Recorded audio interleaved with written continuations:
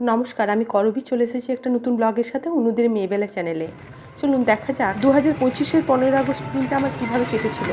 সারাদিনের সমস্ত খুঁটিনাটি আপনাদের সাথে শেয়ার করব। সকাল সকাল উঠে প্রায় 9টা নাগাদ আমরা মা ও মেয়ে বেরিয়ে পড়েছিলাম একটা ছোট্ট অনুষ্ঠানের উদ্দেশ্যে। চলুন দেখা যাক তারই কিছু অংশ। ঐতিহ্য, আত্মবিশ্বাস, গর্ব এবং গর্বের আরেক নাম পতাকা।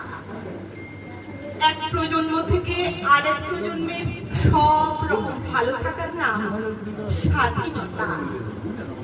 সোনার মাটির লোভে বহুবার বহু প্রতারক ছলে বলে কৌশলে রক্তাক্ত করেছে, দখল করেছে, সাম্রাজ্য বিস্তার করেছে যে মাটিতে। সে মাটি আমার মা। বীর সন্তানেরা নতুন ভোরের আশায় স্টেন গানের সামনে শীতটার শক্ত করে তারা রক্ত ঢেলে দিয়ে রক্ত মাটিতে এঁকেছে যে সীমারেখা। সে ভূখণ্ড আমার দেশ।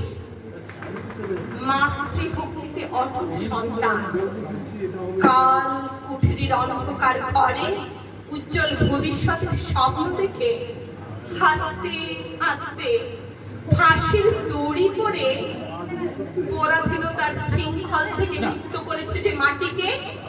সে দেশ আমার ভারতবর্ষ। মানচিত্রের ভেতরের মাটি আমার মাতৃগর্ভ।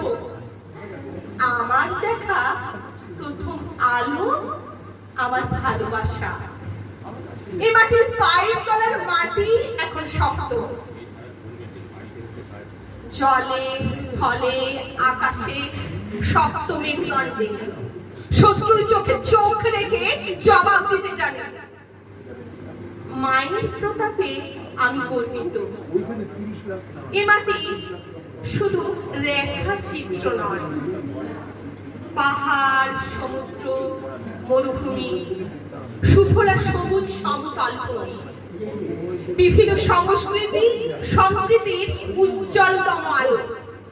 মাঝে মাঝে অবাধ্য সন্তানেরা মায়ের চোখের জল ছড়ায়, তবুও মা ঘৃণায় দূরে ফেলে দেয় না। স্নেহের আঁচলে বুকে চড়ায়। মা তো মাই হয়।